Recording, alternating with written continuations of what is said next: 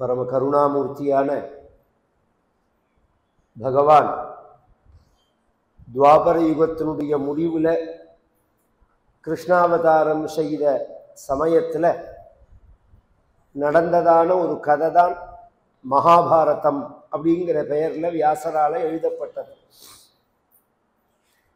அதற்கு முன்பு பின்பு உள்ளவர்கள் இன்னும் எத்தனை நல்லவர்கள் மகான்கள் உண்டோ அவர்களுடைய கதைகளையும் சேர்த்து எழுதி நமக்கு ஒரு தொகுப்பாக கொடுத்துருக்கார்.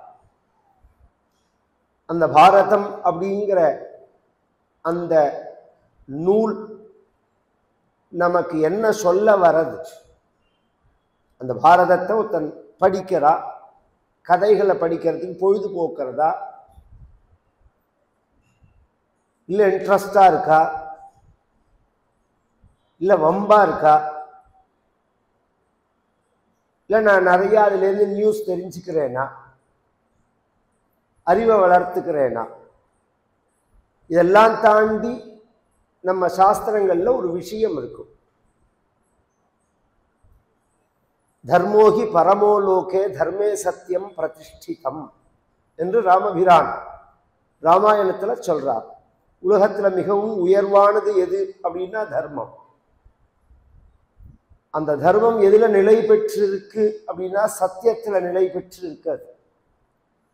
அந்த தர்மத்தை கடைபிடிக்கக்கூடிய பிறவிதான் மனித பிறவிங்கிறது. அந்த தர்மத்தை எக்காரணம் கொண்டும் நாம் விட்டுடக்கூடாது. நச்சாத்து காமான் நபயான் ந லோபாத் தர்மம் த்யஜேத் ஜீவிதஸ்யாபி ஹேதோஹ நித்யோ தர்மஹ சுகதுக்கே த்வநித்யே ஜீவோ நித்யோ ஹேதுரஸ்ய த்வநித்யஹ என்று பாரதம் சொல்றது. ஒரு மனிதனுக்கு புருஷார்த்தம் மனித பிறவியில அடைய வேண்டியது அப்படிங்கிறது 4: தர்மம், அர்த்தம், காமம், மோட்சம். தமிழ்ல அது அறம், பொருள், இன்பம், வீடு அப்படின்னு சொல்லுவார்கள். இந்த அறத்துப்பால், இன்பத்துப்பால், பொருளுடைய பால் 3ஐயும் எழுதினார் திருவள்ளுவர். மோட்சத்துப்பால அவர் எழுதல.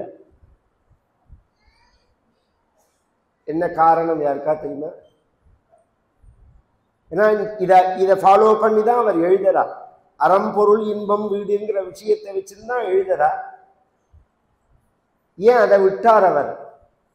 யாராவது தெரிஞ்சா எப்ப தெரிஞ்சாலும் எனக்கு சொல்லுவோம்.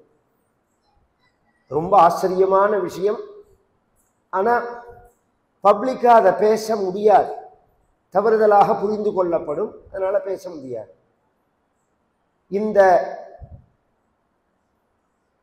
மகான்களுடைய வாக்கெல்லாமே இதை அனுசரித்து தான் இருக்கும். நீதிகளை சொல்றதோ நல்மொழிகளை சொல்றதோ எல்லாமே அறம்பொருள் இன்பத்தை வீட்டை அனுசரித்து தான் இருக்கும். இதுல முதல்ல அறம், அப்புறம்தான் பொருள், அப்புறம்தான் இன்பம், அப்புறம்தான் வீடு. வீடுங்கிறது மோட்சம். அதை விட்டுருவோம். இந்த அறம், பொருள், இன்பத்தை முதல்ல அறத்தை வச்சதுக்கு காரணம் என்னன்னா, அறத்துக்கு உட்பட்டு தான் பொருள் சேர்க்கணும், அறத்துக்கு உட்பட்டு தான் இன்பத்தை அனுபவிக்கணும். அறமில்லாத பொருளை சேர்க்கக்கூடாது, அறமில்லாத இன்பத்தை அனுபவிக்க கூடாது அப்படிங்கிறதுக்காக தான் முதல்ல அறத்துப்பால் அப்படிங்கிறது வைக்கப்படுறது. பொதுவாக ஒரு மனிதன் இந்த அறம்ங்கிற தர்மத்தை எதனால விடுவான் அப்படின்னா, காமாத்து பயாத்து லோபாத். நச்சாத்து காமான் நபயான் ந லோபாத். காமம்னா ஆசையினால விடுவா, பயத்தினால விடுவா, லோபித்தனத்தினால விடுவா. கொஞ்சம் புரியுற மாதிரி சொல்லுங்க. அப்படின்னா தர்மம்னா என்னங்கிறத முதல் நாள் சொன்னேன். ஆத்மகுணம், ஆச்சாரம், ஆராதனம் அப்படிங்கிற தொகுப்புக்கு தான் மனித தர்மம்னு பேர். பொதுவா தர்மம்ங்கிறதுக்கு சுபாவம்னு அர்த்தம். ஒரு மனிதன் தன்னுடைய நல்ல குணங்களையோ நல்ல பழக்கங்களையோ நல்ல வழிபாட்டு முறைகளையோ எதனால விடுவார்கள் அப்படின்னு சொன்னா காமாத்து, ஆசையினால விடுவார்கள். அமாவாசை அன்றைய தினம் பிதர்களுக்கு முன்னோர்களுக்கு தர்ப்பணம் கொடுக்கணும். மாம்சங்கள்லாம் சாப்பிடக்கூடாது இப்படிங்கிறது இன்னைக்கும் எல்லாராலையும் பின்பற்றக்கூடியதான தர்மமா இருக்கு. தீபாவளி அன்னைக்கு அமாவாசை வந்துடும் சில சமயம். இன்னைக்கும் தமிழ்நாட்டில் பழக்கம் என்னன்னா அன்றைய தினம் மாம்சம் சாப்பிட மாட்டாரு, மறுநாளைக்கு தான் மாம்சம். தீபாவளி அன்னைக்கு மாம்சம் சாப்பிட்றது அப்படிங்கிறது அப்ராமணர்கள்ட்ட உள்ளதான ஒரு பழக்கம். அது தீபாவளி, அதனால நான் அமாவாசையெல்லாம் பார்க்க மாட்டேன், நான் சாப்பிடுவேன் அப்படின்னு ஆசைப்பட்டு அந்த தர்மத்தை விடுறது காமாது, ஆசையினால விடுறது. பயத்தினால விடுறது. பயத்தினால என்ன, என்னால இதை செய்ய முடியுமா சார், அப்பாவுக்கு திதி கொடுக்கணும்னா பட்னி கிடக்கணும், இப்போ எனக்கு ஏதாவது சுகரோ அல்லது ப்ரெஷரோ இல்லை வயசாகி இருந்தாலோ அந்த தர்மம் வேற, சரீர தர்மம்னு பேர். எனக்கு உடம்பு ஃபிட்டாக இருக்கு, இருந்தாலும் எனக்கு கார்த்தால பிரேக்ஃபாஸ்ட்லாம் சாப்பிடாம நான் இருக்க முடியாது அப்படிங்கிறதுக்காக சில பேர் ஃபாஸ்டிங்கை விட்டுருவார். ஒரு புரியறதுக்காக சொல்றாரு. பயத்தினால என்னாலலாம் முடியாது அப்படின்ட்டுவார். லோபித்தனத்தினால விடுவார். லோபித்தனத்தினால மகாலயம் அப்படின்னு ஒரு 15 நாள் புரட்டாசி மாசம் வரும். பொதுவா முன்னோர்களுக்கு நாம் வழிபடக்கூடிய நாள்கள் எது அப்படின்னா அமாவாசை. அமாவாசை முன்னோர்களை வழிபடணும். மாசி பித்ருப்ய கிரியதே தஸ்மாதஹரஹர் மனுஷ்யா யுஜ்யந்தே அர்த்தமாசே தேவா யுஜ்யந்தே மாசி பித்ருப்ய கிரியதே. மனிதனுக்கு தினம் தினம் பசிக்கும், தேவதைகளுக்கு 15 நாளைக்கு ஒரு தடவை பசி வரும், பிதர்களுக்கு மாசத்துக்கு ஒரு தடவை பசி வரும். மனிதனுக்கு தினம் தினம் பசிக்குங்கிறது எல்லாருக்கும் தெரியும். தேவதைகளுக்கு, தெய்வங்கள் வேற தேவதை வேற, ரெண்டுக்கு வித்தியாசம் உண்டு. நான் நேற்றைய தினமே அதை சொல்லியிருக்கேன். இந்திரன், யவன், வருணன், அக்னி, இது மாதிரி இந்த தேவதைகளுக்கு பசி வரனால தான் பஞ்சாங்கத்துல இஷ்டின்னு போட்டிருப்பார்கள், இந்த கேலண்டர்லையும் போட்டிருப்பார்கள். பார்த்தா பௌர்ணமாசை அமாவாசைக்கு மறுநாள் இஷ்டி அப்படின்னு போட்டிருக்கும். இன்னி பிறந்து அதுக்கு என்ன அர்த்தம்னு நமக்கு தெரியாது. ஆனா இன்னி பிறந்து அந்த கேலண்டர்ல அதை போட்டு இருக்காரு. அந்த இஷ்டிங்கிற நாள் தான் தேவதைகளுக்கு பசி வர நாள். அது ஒரு யாகம் பண்ணணும், நாங்கள்லாம் பண்ணுவோம், ரெகுலரா பண்றோம். அதுக்கு அடுத்தது பித்ருக்களுக்கு பசி வர நாள் தான் அமாவாசைங்கிற. இது அமாவாசை ரெகுலரா பண்ணணும். அப்புறம் நம் முன்னோர்கள் என்றைய தினம் இறந்தார்களோ அன்றைய தினம் திதி கொடுக்கணும். தமிழ் மாசத்துல வளர் பிறையா தேய் பிறையான்னு பார்த்து அதுல என்ன திதின்னு பார்க்கணும். இந்த டேட் இங்கிலீஷ் தேதியெல்லாம் வச்சுக்க கூடாது. இதுக்கு அதுக்கு வித்தியாசப்படும் நாள் கணக்கில். நீ இங்கிலீஷ் தேதி வச்சு என்ன பிப்ரவரி மாசம் 29ஆம் தேதி செத்து போட்டார் ஒருத்தர், அப்ப 4 வருஷத்துக்கு ஒரு தடவை தான் திதி கொடுப்பீங்களா? இதெல்லாம் பைத்தியக்காரத்தனமான பேச்சு. அதனால இந்த கால்குலேஷன் அக்யூரா உள்ளது நம்ம பஞ்சாங்கம் தான். அதனால அதை தான் ஃபாலோ பண்ணணும். வளர்பிறை தேய்பிறை திதி மாசம் அது கணக்கு.